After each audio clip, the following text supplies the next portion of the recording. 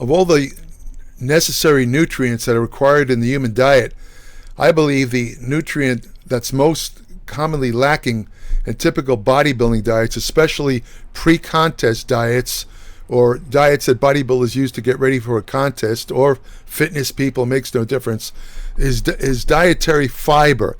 And the reason why dietary fiber is often lacking in bodybuilding diets is because fiber is a form of carbohydrate.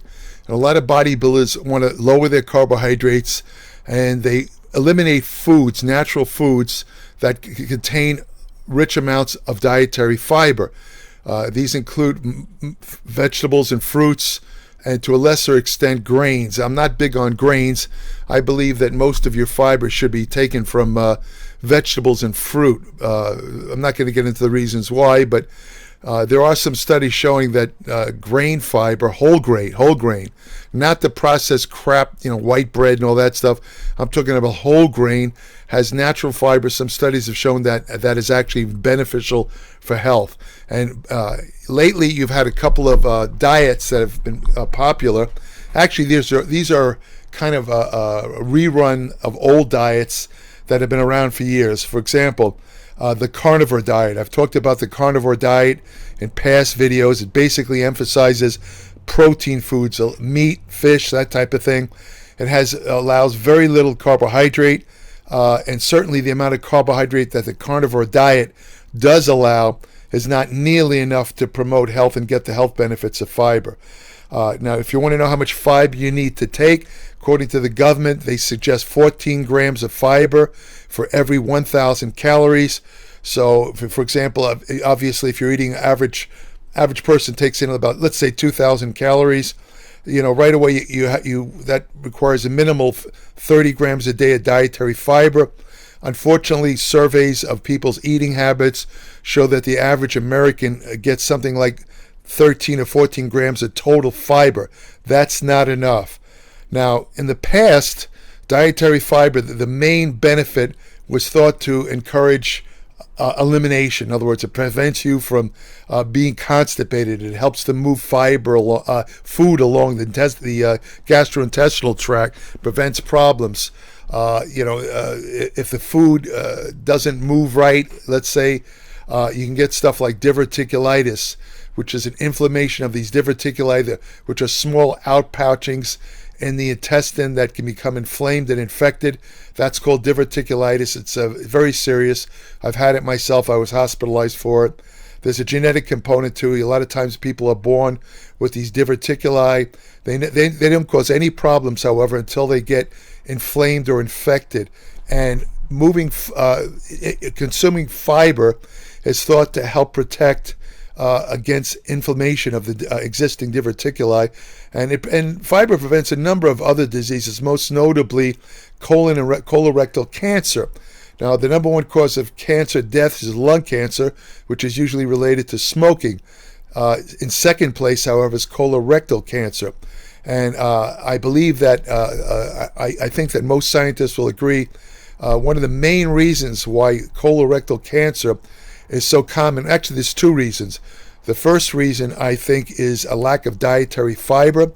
Dietary fiber protects against colon cancer, not only because it keeps the food moving along, because some of the byproducts of digestion, for example, bile acids, you secrete bile. Bile is stored in the gallbladder. It's produced in the liver, stored in the gallbladder. When you eat a meal containing fat, the gallbladder pushes out bile because bile is needed to emulsify fat particles. In other words, the way fat enters the digestive system, they're kind of large particles, and they need to be made smaller so that lipases or fat digestive enzymes can actually break down the fat. What bile does is kind of emulsifies the fat. It produces smaller fat particles, which allow the fat digestive enzymes to break down the fat. Now, the thing about the problem is that bile acids, which result from this bile metabolism, if they stay too long in the colon, for example, if if the food's not moving along, if you don't take enough fiber, the bile acids could stay in there too long, irritate the cells that line the colon, and cause changes that result in mutation, which is colon cancer. That develops into colon cancer. Or a lot of people have what they call polyps in their large intestine. Polyps are basically, like, they look like, I don't know how to describe it. They're like little stalks, almost like little tiny mushrooms. And what they are, they're in the lining of the colon. Well, what they are precancerous lesions, meaning they're not cancer themselves, but they can easily turn into cancer. They're called precancerous. And there's a genetic disease called familial polyposis, where some people are born with a lot of polyps. These people have a very, very high rate of acquiring colon cancer. They have to be very careful. So you want to take fiber because it moves the food along. It prevents the bile acid from irritating the cells along in the lining of the colon, and in that way it helps to prevent colon cancer. Secondary way that fiber helps to prevent colon cancer is by certain forms of fiber. Well, let me explain. Let me get a little bit off track here. There's two basic types of fiber. One of them is called insoluble fiber. That's found in stuff like bran, certain vegetables. Insoluble fiber, as the term sounds like, implies, insoluble fiber is not soluble. In other words, your body can't break it down. In fact, that's true for all fiber. Fiber, by definition, is undigestible carbohydrate, and that's what bodybuilders overlook. Yes, fiber is carbohydrate, but it's not digested. That's the point. It doesn't add carbohydrate calories to your diet, but it does offer a lot of health benefits.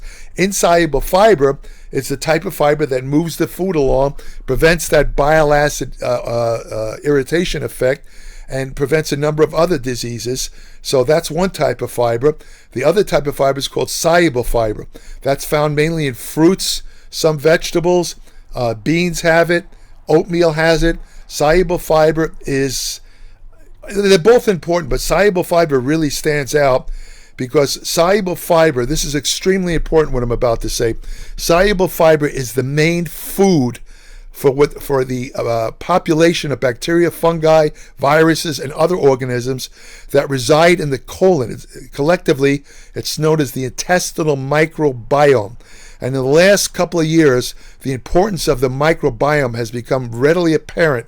There's literally hundreds of articles appearing about it each month, and they found some startling effects of the microbiome. There's more bacteria residing in your colon than you have cells in your body. It's in the trillions. And the thing about these bacteria is they do a lot of things. There's different types of bacteria. There's thousands of different strains, and they do many things in the body related to health. For example, they affect the absorption. This is particularly pertinent to bodybuilders and athletes. The intestinal microbiome, some of the bacteria actually kind of adjust or control the absorption of protein, fats, and carbohydrates. In other words, some of the bacteria allow you to absorb more carbohydrates. Others allow you to absorb amino acids, which would be an anabolic effect. 99% of your immune system involves a communication between the intestinal microbiota and the immune system. So if the intestinal microbiota isn't healthy, your immune system drops like crazy. They found a lot of people who are hospitalized for COVID. They did a study. I don't know how they did this, but they checked them and they found that these people had very, very poor balance in their intestinal microbiome, which is suggestive of a very poor immune response, which in turn probably explains why they wound up, with more serious cases of COVID. That's not the only reason, but it's definitely a contributing reason. The intestinal microbiome also determines body composition, how much weight you gain from eating certain foods. If you have a certain balance of intestinal bacteria, for example, you won't gain as much, let's say, body fat from eating dietary fats or carbohydrates. So to overlook the importance of the intestinal microbiome makes no sense at all. What's my point here? Why did I go into this big discourse about the intestinal microbiome? Again, the main food that nourishes the intestinal microbiome is dietary fiber, especially soluble dietary fiber. But both of them are important. If you don't get fiber, you're going to have an imbalance. Some of the beneficial bacteria that reside in the microbiome are going to die out, and certain other organisms which are not beneficial, which could be potentially toxic, start to accumulate, and you get a plethora of health problems. A lot of health problems are related to an imbalance of organisms in the microbiota. This is medically termed dysbiosis. A lot of people are walking around with illnesses that they're not really sure. In fact, a lot of doctors don't even know where it's coming from. A lot of it is related to a poor balance of bacteria in the intestinal microbiome.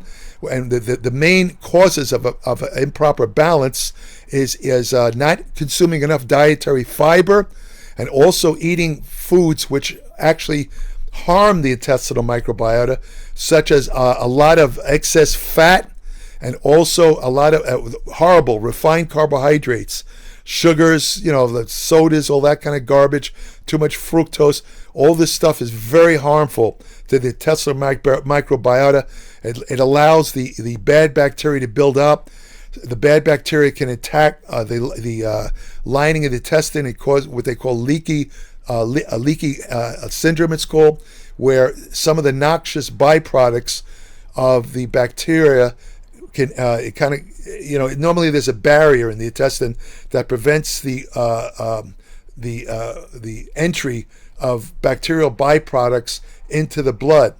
But this can be breached if you eat, for example, a lot of refined carbohydrates, if you don't eat enough dietary fiber. And when that intestinal bacteria is breached, then you have leaky gut syndrome, it's called, and you get noxious byproducts like lipopolysaccharides, LPS.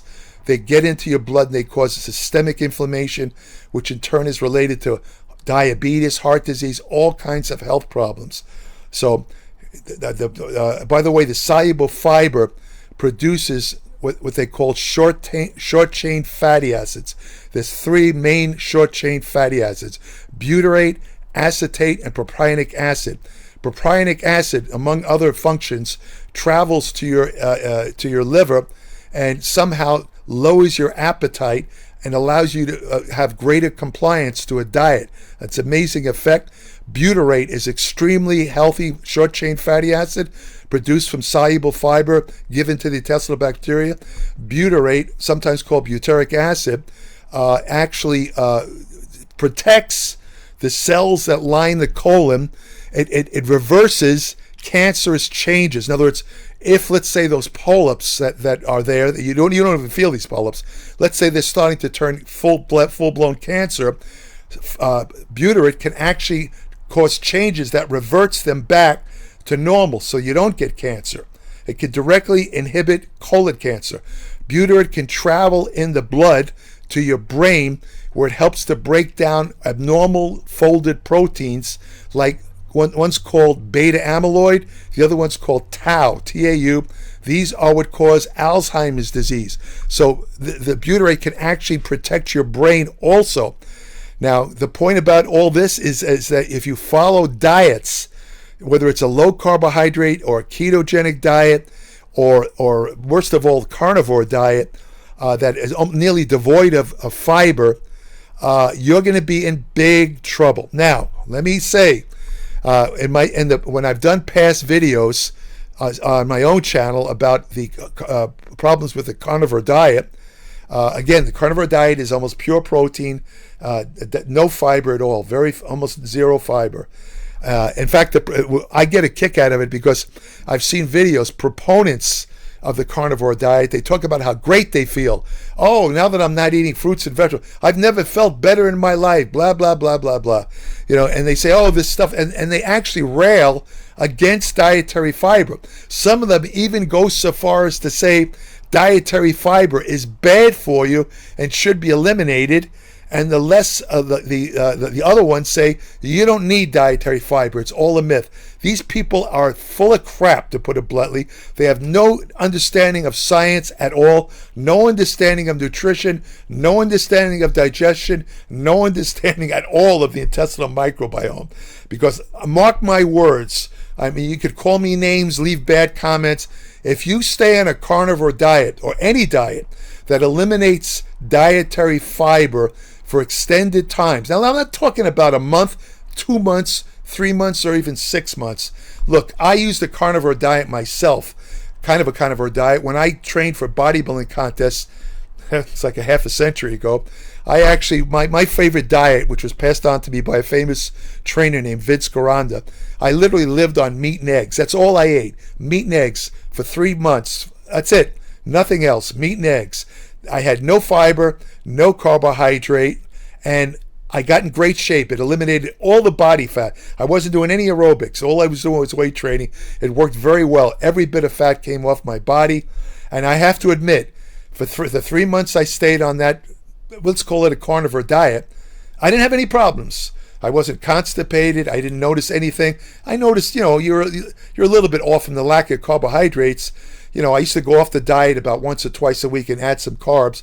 If I didn't do that, and I tried not going off the diet, where I would just stay on zero carbs for, let's say, 3 or 4 weeks, it got to the point where I had trouble training. I couldn't even do 2 sets without getting extreme muscle fatigue. So I had to have some carbohydrate once. But the point is, I stayed on this carnivore diet for maybe 3 months. I didn't have any problems. Now, if I had stayed on that diet, let's say I got over enthusiastic and said, well, it works so well. Look at this. I got all the fat off my body, lost 5 inches off my waist, whatever. I'm going to stay on it all year round, so I look in great shape. That's when I would have gotten into trouble. Because after a couple of months, it's hard to say. It varies with individuals. I mean, depending on your baseline balance of bacteria in your microbiome, if you start out with a good balance of bacteria, then you go on a carnivore diet, you're gradually going to erode the good bacteria. They're going to die off. But that could take a while. Could take a couple of months. You might feel great for 3 months, 4 months, 5 months, even 6 months. Again, it depends on how you are, how your bacteria is, intestinal bacteria is when you start off. But mark my words, anybody who stays on any type of diet that eliminates dietary fiber is going to be in for horrible, horrible health problems. I don't care what any of these idiots say in their videos. And by the way, again, I want to emphasize that even if you decide, let's say you're one of those individuals, they're highly insulin resistant, and that's the way I was, where you just can't tolerate carbohydrates, in the sense that if you eat any amount of carbohydrate, the fat loss is extremely slow, very discouraging.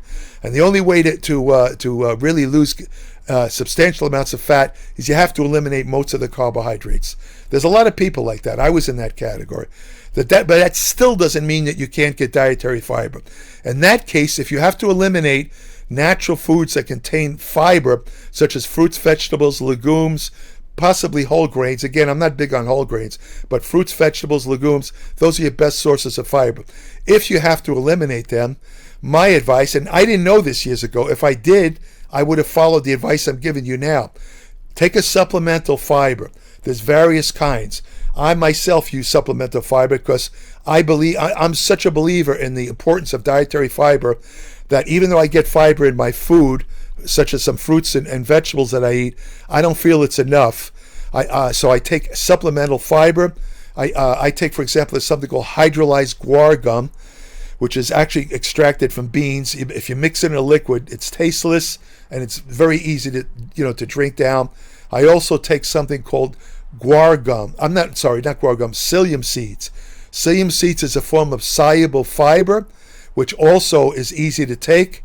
You just mix it in something. I mix it in like a flavored Kool-Aid or something like that, and I drink it down with a considerable. You got to take a good amount of fluid.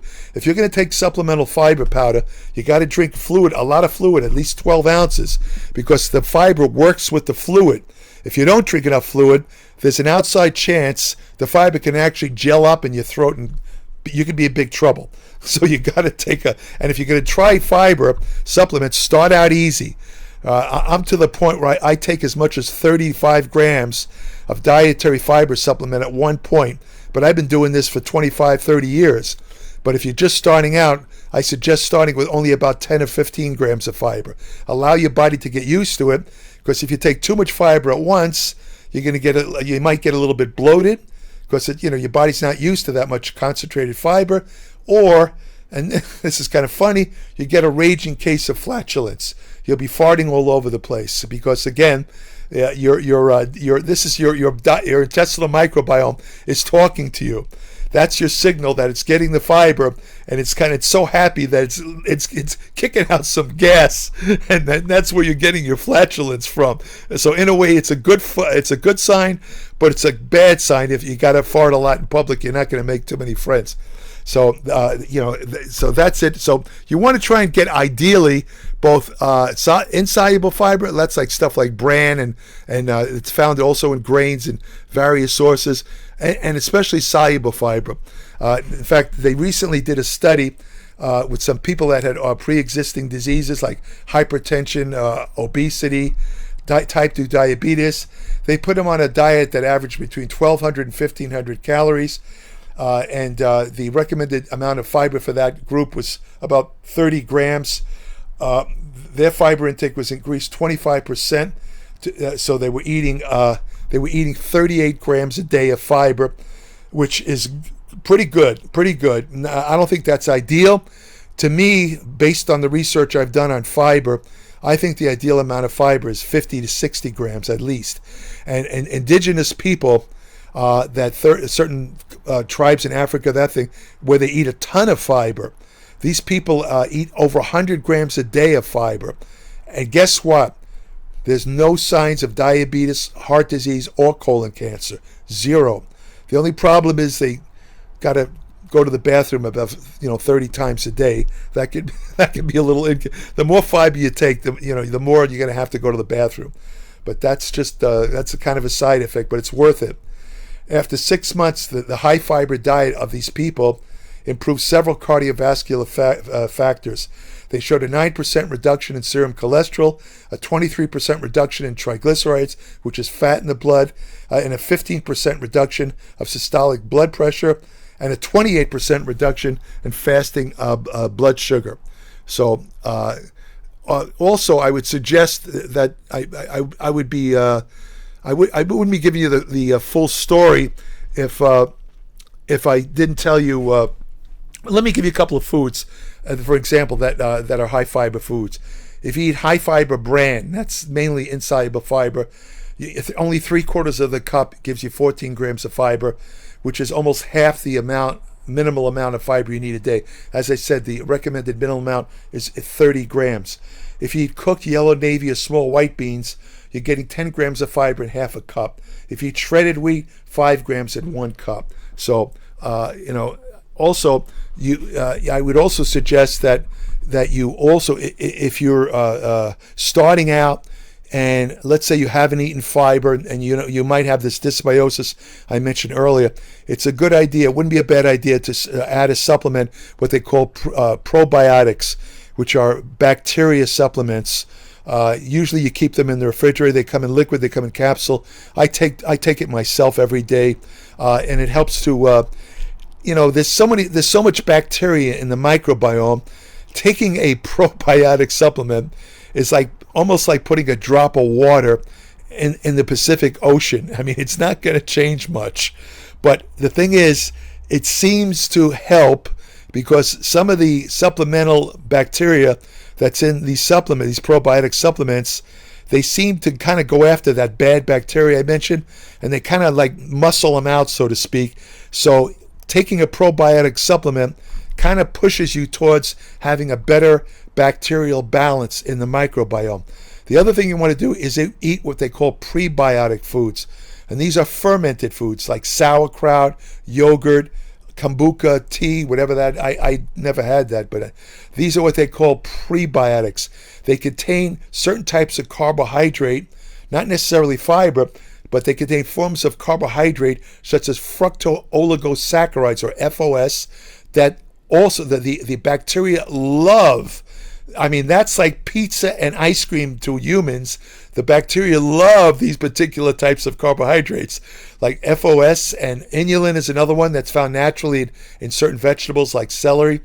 The bacteria absolutely go ecstatic when you give them these prebiotics, carbohydrates, and the good bacteria multiplies. So a combination of prebiotics and probiotics. Prebiotics you get from food. Probiotics would be the supplements. You do both of them, and you could kind of change around your intestinal microbiome greatly to your benefit.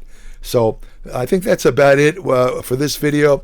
And so, like I said, let me just leave you with this thought. There's a lot of videos on YouTube. Well, first of all, I'm not going to pull any punches here. I have no reason why I should.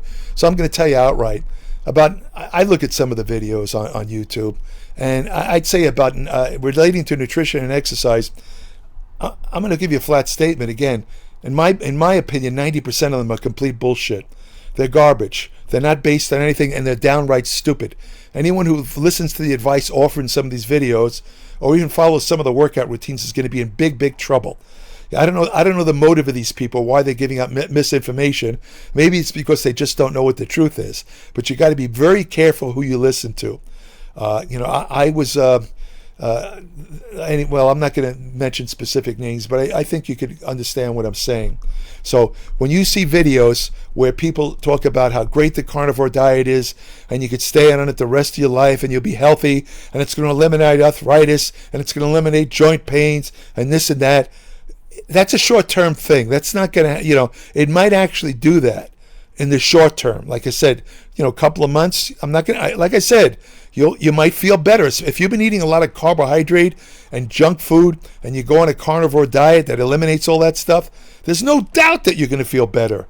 But after a while, as your microbiome suddenly gradually disappears, you're going to get all kinds of health problems. I couldn't predict what will happen, because the intestinal microbiome affects so many bodily systems. It's impossible to say exactly what would happen if you get this, what they call dysbiosis, or imbalance of bacteria. So don't listen to anyone who tells you could stay on a carnivore diet all the time and it's totally healthy.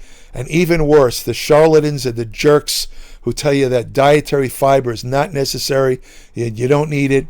Don't listen to them. If you don't believe me, go ahead and listen to them. Stay on these diets all the time, but don't say I didn't warn you. If you want more information on nutrition, exercise science, anti-aging research you can use today, ergogenic aids, hormonal therapy, what else? Supplement science, which ones work, which ones don't.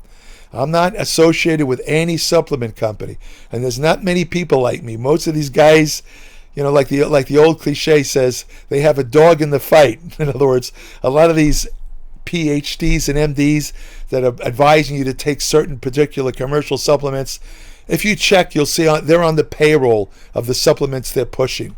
I'm not on anyone's payroll, so anything I tell you about supplements is going to be the truth, because that's what I'm into: truth and evidence.